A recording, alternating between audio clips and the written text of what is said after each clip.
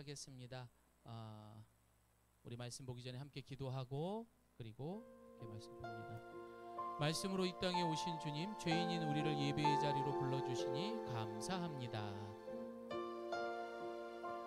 선포되는 말씀으로 우리가 서 있는 곳이 하나님의 나라요 3월 한 달도 선물과 같은 기쁨의 날 되게 하여 주시옵소서. 예수님의 이름으로 감사기도 드립니다. 아멘. 자, 우리 같이 빌립보서 2장 1절에서 4절 말씀입니다. 짧으니까요 우리 한 목소리로 함께 합독하겠습니다. 시작.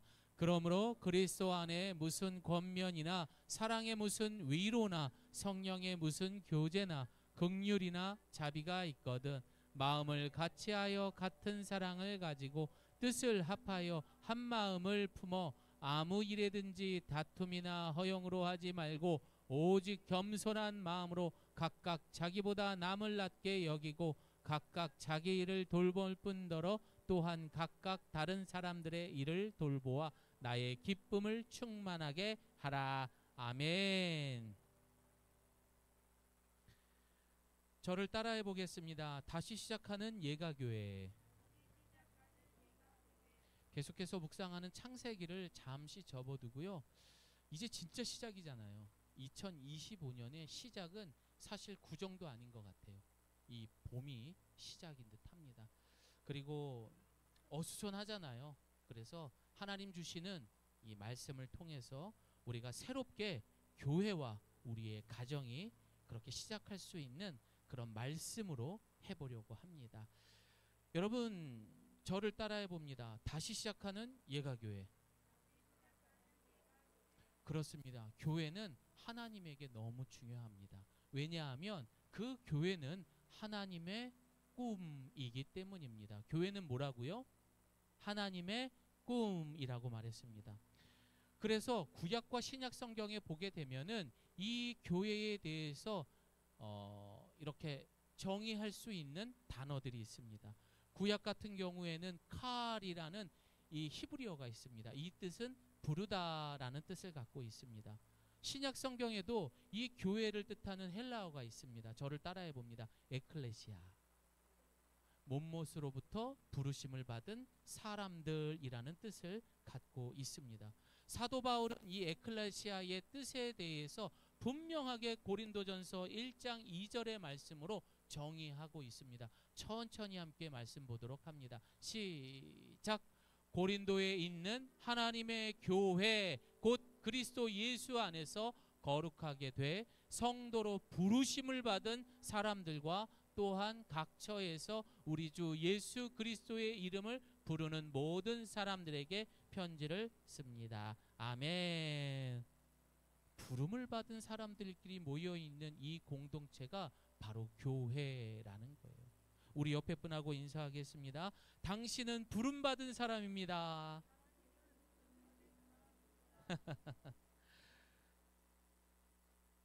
그래서 지금 나라도 가정도 또 교회도 모두가 불안한 이때에 새롭게 시작하는 마음에서 과연 이 빌립보서 말씀을 통해서 어떻게 우리가 부름받은 사람인지 어떻게 우리가 끌어갈지에 대해서 말씀을 묵상하려고 합니다. 여러분 가만히 보니까요 교회를 출석해도 복음이 없는 사람들은 상황에 따라서 울고 웃고 이런 모습이 너무 많아요. 상황에 따라서 뭐 그럴 수도 있죠. 좀 더 구체적으로 말씀드리겠습니다. 감정적인 분들이 참 많다라는 겁니다. 신앙생활은 오직 믿음으로 우리가 할 수 있는데 자신의 기분에 따라 그렇게 신앙생활을 한다라는 이야기입니다. 그러다 보니 그 사람의 모습을 보면 늘 불안할 수밖에 없어요. 표정도 없는 것 같고 도대체 무슨 일이 있는가 보이죠. 이 말은 무슨 뜻입니까? 여전히 내가 주인된 삶을 살아가고 있다라는 것입니다. 반면에 그 안에 복음이라는 것이 분명하게 있을 때에는요 기쁨이 있습니다. 감사가 있습니다. 무엇보다 어떠한 환경에서도 자족하는 마음을 갖고 있다라는 것입니다. 여러분 저를 따라해 봅니다. 그리스도를 삶의 중심에 두라. 지금 제가 얘기한 거는요, 제 얘기가 아니에요. 옥중에서도 감옥 안에서도 이 신라와 함께 어떤 상황에서도 감사와 찬양을 올렸던 사도 바울의 이야기였던 것입니다. 이처럼 그리스도가 과거에도 그렇고요, 오늘날에도 그렇고 우리 안에 중심이 되었을 때 이런 놀라운 반응들이 우리의 삶 가운데 일어날 줄을 믿습니다. 여러분, 우리 인간은요, 내가 마음 먹은 대로 반응하는 사람들이에요. 내 삶이 늘 우울하면은요, 우울한 말밖에 못하는 거예요. 내 안에 뭔가 쫓기고 불안하면은요, 짜증나는 말밖에 못하는 거예요. 저는 회개합니다. 안 하신 분은 빨리 하십시오. 조심스럽지만 요즘 나라가 어떻습니까? 국민을 위한, 국민에 의한, 국민을 위한 나라라고 하는데 왜 많은 대한민국 국민들이 불안할까요? 정말 단 한 명도 자신을 인정하는 사람들이 없는 것 같습니다. 다 자신의 당이 옳다라고만 이야기를 합니다. 대한민국 국민들이 불안에 빠져 있습니다. 사실 이번 주에도 제가 다니는 그리고 신방했던 많은 자영업자들, 그분들의 말이 그렇습니다. 탄핵이 있고 난 후부터 손님들의 말이 줄어들었습니다. 오, 그렇구나. 여러분, 그러다 보니까 하나씩 불안한 마음에 나가서 일을 할 수밖에 없어요. 그러다 보면 가정이 연합해서 모이는 것이 힘들 수밖에 없습니다. 아이들은 불만을 가질 수 있지요. 그뿐입니까? 교회도 똑같습니다. 과연 이 교회가 사람이 머리가 있는 곳인지 아니면 정말 예수님이 머리인지 모를 만큼 이 교회가 사람 중심으로 돌아가고 있구나라는 것을 알 수 있습니다. 적어도 교회라면 십자가에서 보여줬던 희생과 그리고 순종이 있어야 되는 거 아닙니까? 적어도 교회라면 교회만이 가져야 할 이런 십자가의 힘이 있어야 되는데 우리는 그 맛과 향을 잃어가고 있다라는 겁니다. 그래서 우리는 이 빌립보서를 통해 오늘날 표현을 가장 잘 해놓았던 이 빌립보 교회와 그 주변을 통하여서 과연 우리가 올 한 해 어떻게 이것을 헤쳐나가고 또 은혜로 바꾸어 기쁨으로 살아갈지에 대해서 함께 묵상할 것입니다. 사실 그래요, 여러분. 그냥 우리가 주일날 한 주 한 주 잘 지켜가지고 아유, 목사님 그냥 주일 예배 잘 드리고 열심히 일하다가 또 그냥 예배 드리고 평범하게 힘들지 않게 신앙생활해도 되잖아요. 물론 그럴 수 있죠. 근데 저는 못하겠습니다. 제가 성경을 읽어보니까 그렇게 여러분들을 내버려 둘 수가 없더라고요. 제가 그만큼 사랑을 받고 나니까 여러분에게 그런 사랑 주고 싶지가 아니라 제가 받은 사랑을 돌려주고 싶더라고요. 왜냐? 여러분, 아직 우리는 이 구원이 완성된 것이 아닙니다. 이 구원을, 완벽한 구원을 향해서라면 우리는 지금도 그 구원의 완성을 향해서 달려가고 있는 상황이라는 거예요. 다시 말해서 예수님이 이 땅에 오셨을 때 이 구원은 완성되는 줄을 믿습니다. 그런데 뭐가 그렇게 다들 편하고 신앙생활이 나태해졌는지 저는 잘 모르겠습니다. 정신을 바짝 차려야 됩니다. 정신을 바짝 차리지 않으니까 포기하는 사람들이 생기더라고요. 달려야 하는데 무기력함, 매번 똑같은 삶에 빠져서 그 무기력함으로 주저앉는 사람들도 많이 보게 됩니다. 큰일 났습니다. 사랑하는 성도 여러분, 우리는 아직 결승점에 도착한 사람들이 아니에요. 평생을 선교 사역을 하고요, 정말 진이 빠지도록 오지의 땅에서 선교 사역을 하고 이제 고국 땅으로 공항에 들어오게 되었습니다. 그런데 어떤 사람들도 나와서 자신을 반겨주지 않았습니다. 머리가 희끗희끗한 그 선교사님은 아이고 아무도 없네, 섭섭했죠. 그런데 이 옆을 보니까요, 대통령이 2주 동안 휴가를 마치고 돌아와서 많은 사람들한테 이런 국기를 흔들면서 환영하는 모습을 보니까 더 허탈하고 섭섭한 마음이 들었습니다. 야, 내가 그래도 평생을 우리 하나님을 위해 목숨 바쳐서 선교하고 돌아왔는데 아무도 나를 반겨주는 사람이 없구나. 그날 이후부터 선교사님은 매일같이 무너지기 시작을 했습니다. 여러분, 신앙 있는 사람들도 무너지는 게 한순간이더라고요. 인간이기 때문에 그런 거예요. 우리 교만하면 안 됩니다. 아이고, 어쩌나, 이게 뭔가, 이런 생각이 들었죠. 그래도 내가 평생을 오지의 땅에서 복음 전하던 사람인데 이대로 무너지면 안 되지. 말씀을 펴고 무릎을 꿇는 순간 하나님께서 그 마음에 잔잔한 감동의 음성이 들려왔습니다. 얘야, 넌 아직 고향에 돌아온 것이 아니란다. 나는 내가 선교 사역이 끝나서 이제 모든 것이 은퇴해야 된다라고 생각한 것인데 그게 아니었구나. 여러분, 끝난 게 아니더라고요. 우리가 주님 부르시는 그날까지, 예수님 오시는 그날에 완벽한 구원이 이루어지는 것입니다. 여러분, 절대 포기하지 마시고 나태하지 마시고 끝까지 표대를 향해 달려갈 수 있는 예가교회 성도님 되시기를 소망합니다. 우리 함께 빌립보서 말씀 함께 읽습니다. 시작.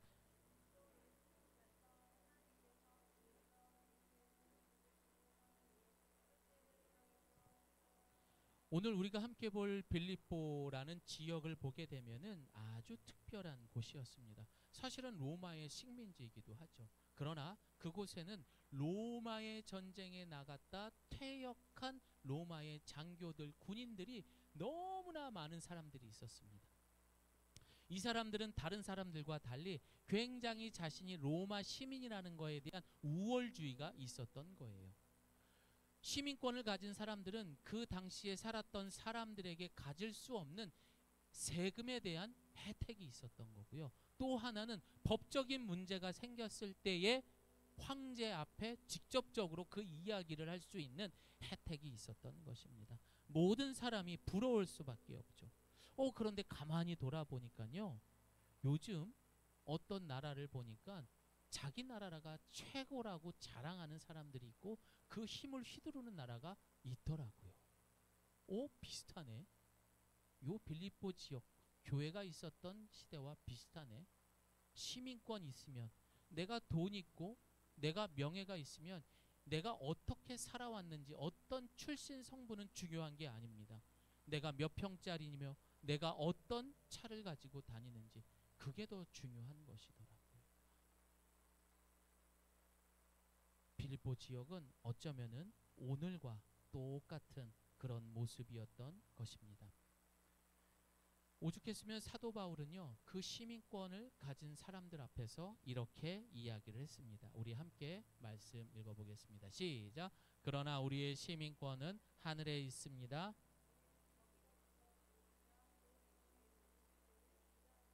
2000년 전이나 2000년 후의 지금의 모습이나 사실 옷 입고 다니거나 뭐 그런 문화의 분위기는 다를 뿐이지 본질 자체는 참 비슷하다라는 것을 알 것입니다. 이런 모습 속에 지난 한 주와 지난 해를 우리가 한번 돌아봅시다. 곰곰이 생각해 보니까요, 사람을 만날 때마다 느끼는 것은, 또 돌아가는 세상을 보면은요, 사람은 낮아지기보다 높아지려 하더라고요. 와, 저도 마찬가지입니다. 그래서 서로 높아지려고 하다 보면 어떻습니까? 다툼과 분쟁이 일어날 수밖에 없습니다. 그러다 보면 여러분, 지금 이 빌립보 교회에서는 그런 높아지려고 하는 모습들이 많다 보니까 그 교회 안에는 거짓 선생들이 판을 치게 되었던 것입니다. 분명히 진리의 말씀, 성경을 가르치고 있는데도 자신이 높아지려 하다 보니 거기에 자기의 생각과 감정을 담아서 거짓된 진리를 전했던 거죠. 사람들은 헷갈리기 시작하는 거죠. 그리고 편을 나누기 시작했던 겁니다. 이번 주에도 목사님들하고 만나서 전화를 통해서, 또 어제 저녁에도 오랜만에 동기 목사님하고 통화를 하는데, 여러분, 요즘에 이 교회가 부흥을 하려면요, 흐름을 잘 타면 된다고 합니다. 빨강이든 파랑이든 이 색깔을 분명하게 말할 수 있는 교회면 두 자리 숫자의 성도들이 세 자리가 되고 세 자리의 숫자의 성도들이 네 자리가 될 수 있다고 하더라고요. 방송을 통해서 분명하게 그 색깔을 보여주면 어디서 모르게 사람들이 빈자리를 차고 앉는데요. 그리고 그 사람이 진짜라고 이야기하는 그런 세상이 돼버렸습니다. 사랑하는 여러분, 어느 교회든 간에 빨강이 맞습니다, 파랑이 맞습니다 라고 편드는 거짓 교사들의 말에 현혹되지 않는 저와 여러분 되기를 소망합니다. 여러분, 개인적인 정당의 취향은 있어요. 하지만 여러분이 어떤 당의 취향이 있을지라도 이 예배당에 들어온 만큼은 예수님 편되기를 소망합니다. 여러분, 이게 왜 잘못된 줄 아세요? 이 땅에 아직 구원이 완성되지 않은 거예요. 주님 아직 안 오셨단 말이에요. 그런데 여전히 원죄가 갖고 있는 그 특징이 뭐예요? 옳고 그름을 누가 판단해요? 사람이 판단하면 안 되는 거라고 성경은 분명히 말하고 있는데 어찌 사람이 옳고 그름을 판단하고 빨강이 맞네, 파랑이 맞네 이거 말할 수 있는 거 아닙니다. 적어도 예수 믿는 사람이라면 여러분 결코 거짓 교사들의 말에 현혹되지 않기를 소망합니다. 예수 편만 드셔야 돼요. 이 땅에 지금까지 이루어진 것 아무것도 없습니다. 우리는 무조건 구원을 향해 달려가야 됩니다. 십자가를 통해서 그 균형을 지키고 이 자리에 앉아있는 모든 분들이 그 마지막 날에 고향 땅을 밟을 수 있는 저와 여러분 되기를 소망합니다. 우리가 묵상하는 이 빌립보 교회는요, 옥중 서신이라고 말합니다. 말 그대로 감옥에서 바울이 서신서를 빌립보 교회를 향해서 기록한 것입니다. 이 빌립보 교회 시작을 보면 참 재미있는 게 성령에 의해서 빌립보 교회에 원하지 않았지만 사도 바울이 가게 됩니다. 그곳에서 자색 옷감을 팔고 있었던 루디아라는 여성을 만나게 되면서 그 여인의 집에서 예배를 드리고 그 가정이 유럽 최초의 교회가 된 것이 빌립보 교회였던 거예요. 우리 교회 앞에 들어보면 우리 동네 교회 1호라고 적혀 있잖아요.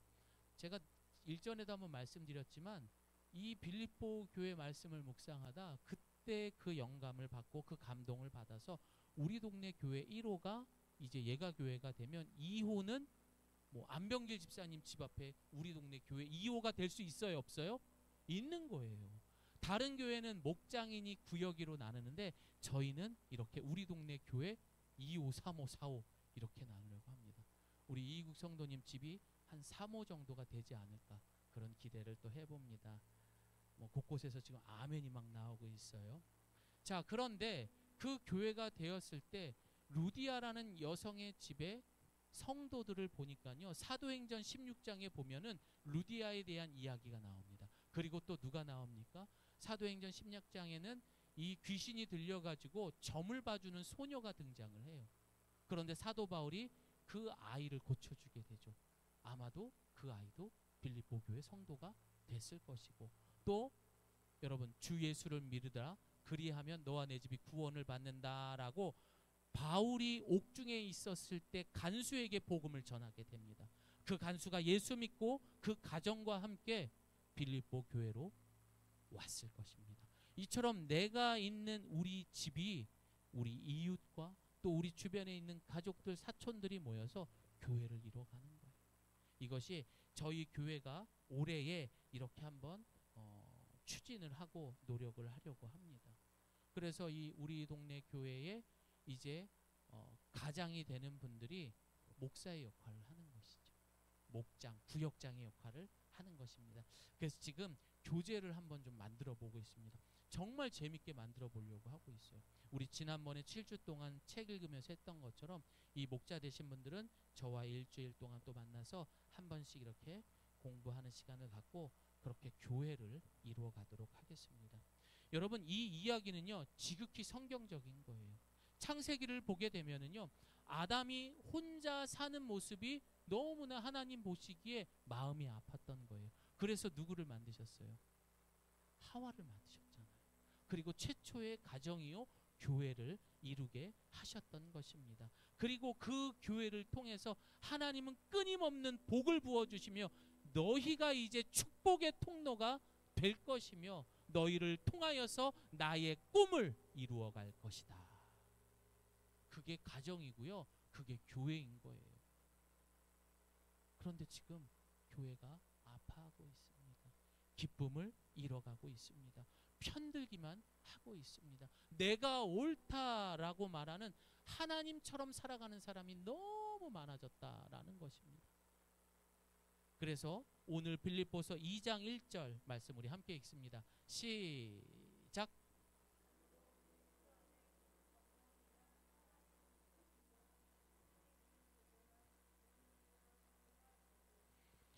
사실 이 문장은 우리가 읽었던 오늘 본문의 1절에서 4절까지는요. 이 원본을 보게 되면은 한 문장으로 다 이루어진 것입니다.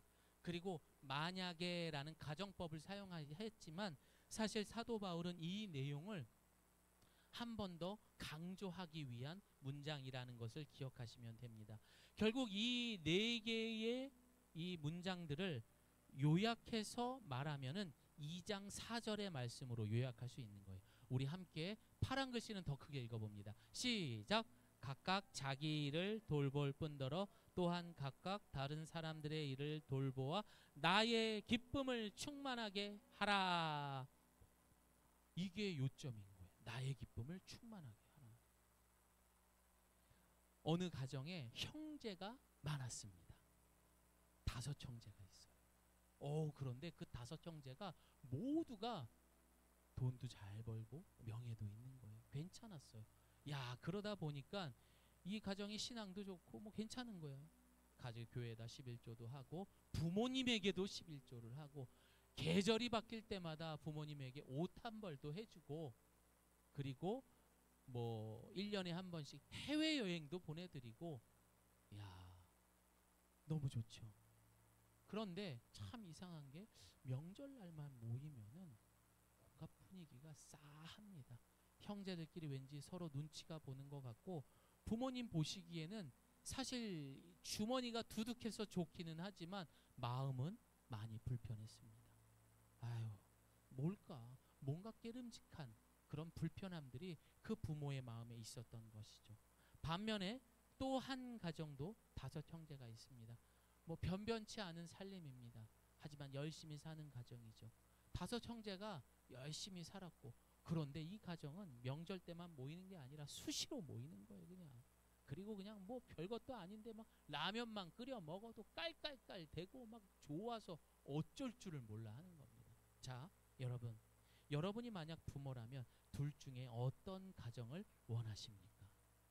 대답하기 전에 여러분 이거부터 들어보세요. 적어도 정상적인 머리와 정상적으로 신앙생활을 한 분들이라면은 2번이라고 대답을 하겠죠. 이해를 못하셨나요? 그러니까 이 말은 뭐냐면 이 머리는 2번을 말해야 되는데 1번은 그래도 주머니가 두둑한 게 좋다. 그럴 수 있다라는 것이죠. 아유, 야, 그래도 나는 그냥 싸워도 나는 그래도 해외여행 가고 이게 좋더라 라는 분이 있으면 안 되죠. 똑똑한 머리를 가지시고 신앙이 있는 분들이라면 당연히 몇 번이요? 2번이죠. 여러분, 오늘 바울의 마음이 이런 거예요. 그 부모의 마음으로 조금 힘들어도 어려워도 나는 너희들의 기쁨이 충만하기를 바래. 너희들끼리 행복하게 신앙생활했으면 좋겠어. 그 얘기를 지금 하고 있는 거예요. 그래서 오늘 본문을 우리에게 주신 겁니다. 사랑하는 성도 여러분, 이것이 바로 하나님 아버지의 마음이고 신앙생활, 이 어려운 때에 어렵게 신앙생활을 하는 여러분들에게 주시는 하나님의 마음인 줄을 믿습니다. 한 번 더 따라합니다. 나의 기쁨을 충만하게 하라. 하나님의 기쁨이 되고 기쁨으로 신앙생활할 수 있는 저와 여러분 되기를 소망합니다. 기쁨이 충만한 교회와 신앙생활을 위해 우리는 첫 번째 해야 하는 것은 내 기쁨의 만족이 아닌 바로 하나님의 기쁨을 위해서 가야 하는 것입니다. 장로교 교리문답서 웨스트민스터 첫 번째 소요리문답의 1문은 무엇입니까? 사람이 제일 되는 목적이 뭐라고 그랬죠? 하나님을 영화롭게 하고 그를 즐거이 하라. 우리 이거 배웠던 건데. 자, 그래서 자주 잊어버리기 때문에 제가 이 자리에 서 있는 겁니다. 하나님의 영광을 위해 살아가고요. 하나님을 영원토록 기쁘게 하는 것이 우리 성도, 인간의 제일 되는 목적이라는 것이에요. 하나님을 기쁘게 하는 그것입니다. 여러분, 바울이 어떤 사람입니까? 사실 예수 믿기 전에 그는 자신의 명예를 위해 누구보다 애쓰고 수고했던 사람이었고 그에 따라 많은 것을 누렸던 사람입니다. 그 사람이 그러나 예수 만나고 진짜 기쁨을 만나게 되죠. 우리 함께 말씀 읽습니다. 시작.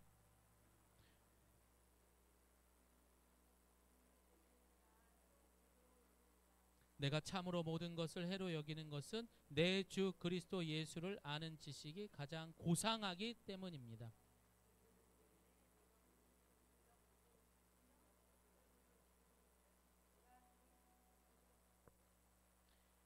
예수를 아는 그 지식이 가장 좋은 거라는 것을 알았던 거예요. 그 어떤 것과 비교할 수 없었기 때문에 그동안 자신이 살아오면서 누렸던 바울이 나름 생각했던 기쁨이라 생각했던 명예, 물질, 시간, 만족, 미래 그리고 나의 자존심과 그리고 자신의 체면까지도 모두 배설물로 여길 수 있었던 거예요. 진짜 기쁨을 만난 거예요.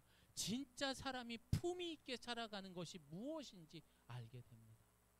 어느 날 친구를 만났어요. 그런데 예전에는 안 그랬는데 야, 너 좀 많이 힘들었나 보다. 차는 막 되게 좋더라. 너무 고생한 티가 나. 열심히 살았어.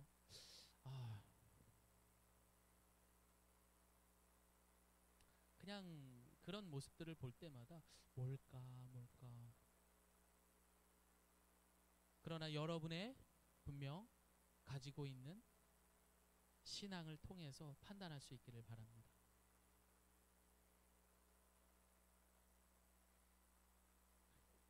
감옥에 있는 그가 보이는 상황이라면 결코 그는 이런 편지도 신앙 고백도 또 간수에게 복음을 전하는 일도 하지 않았을 것입니다.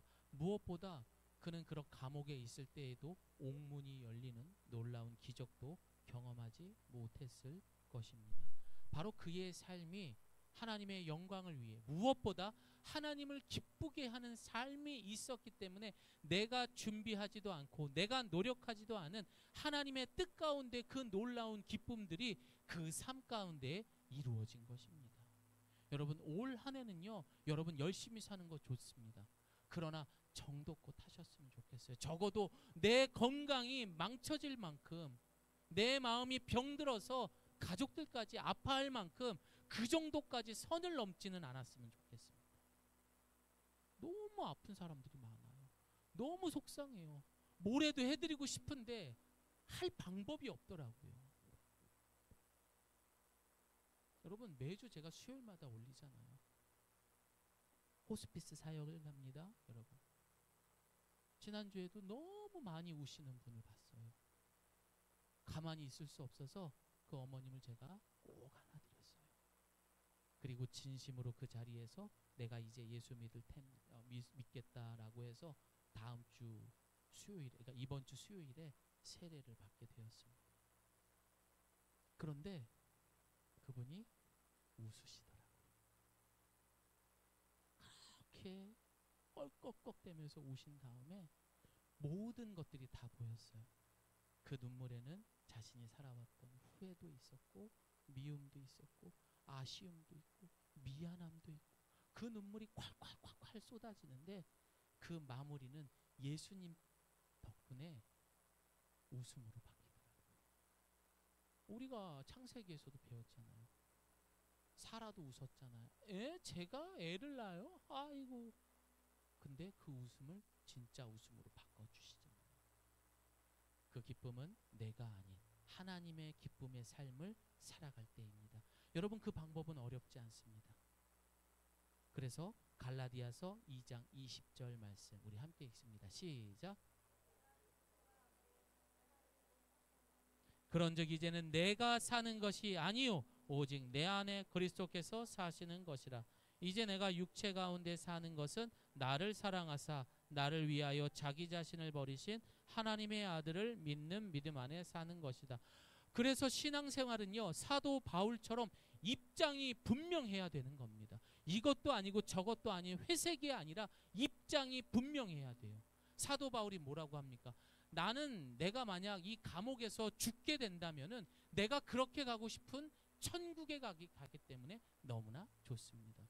하지만 내가 만약 살게 된다면은 하나님의 복음을 전할 수 있어서 그래서 또 좋습니다. 입장이 분명했던 거예요. 그래서 그 안에 두려움이 없는, 그는 옥중에서도 하나님을 찬송할 수 있는 기쁨이 있었던 겁니다.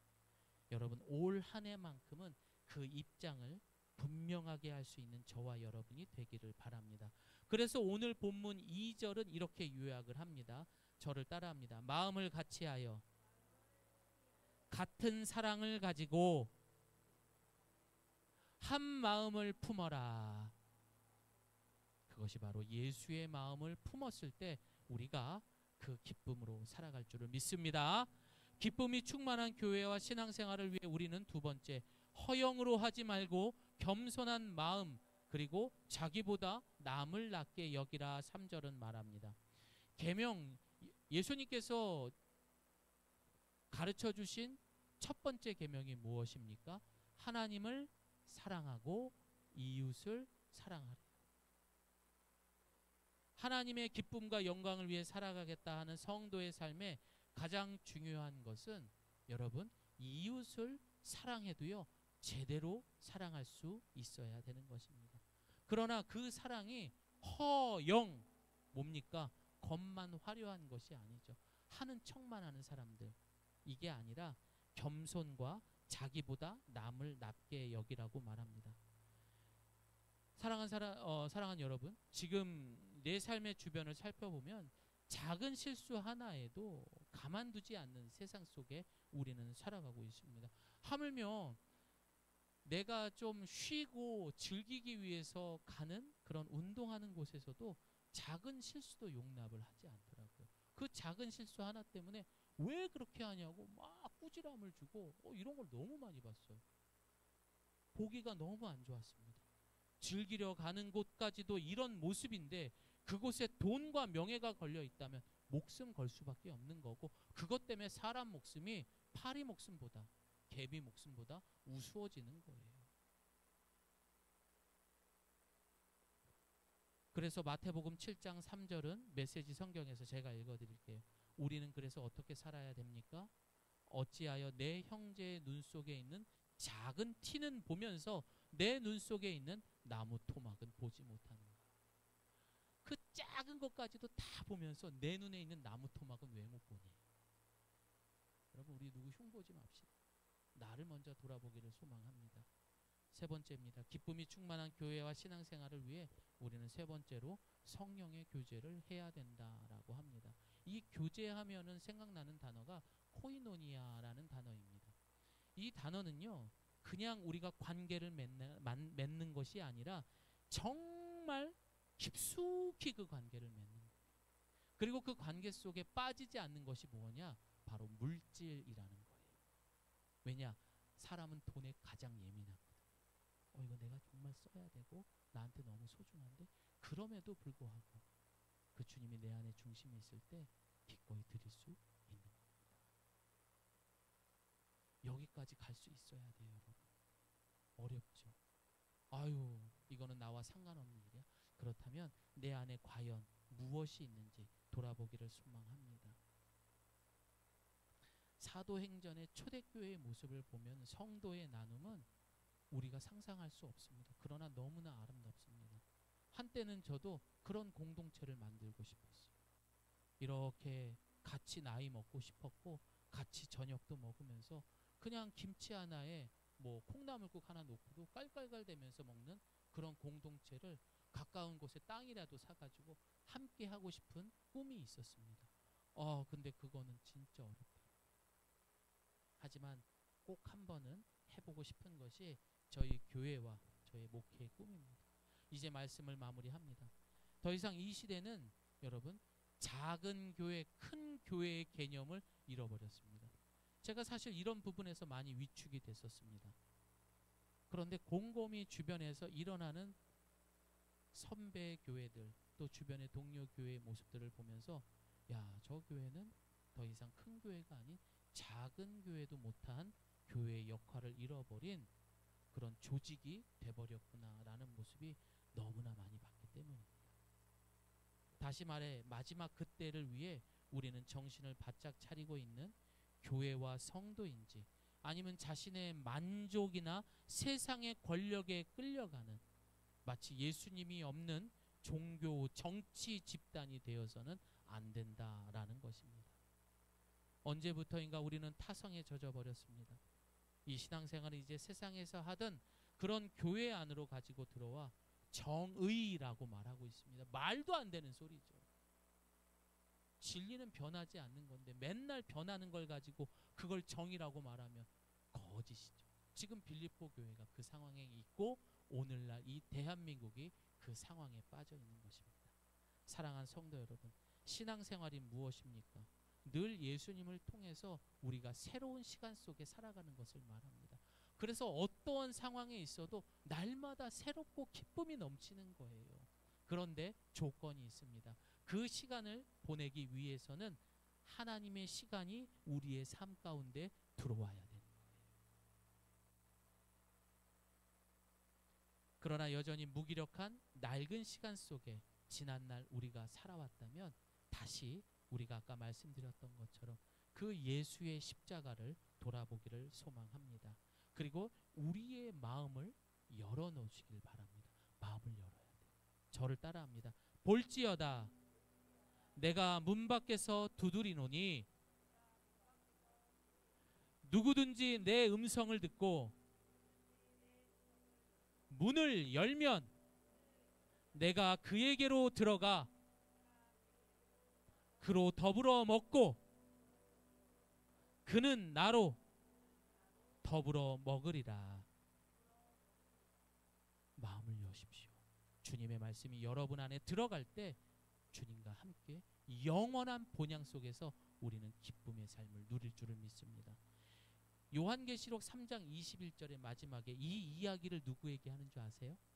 귀 있는 자는 성령이 교회들에게 하시는 말씀을 들으래요.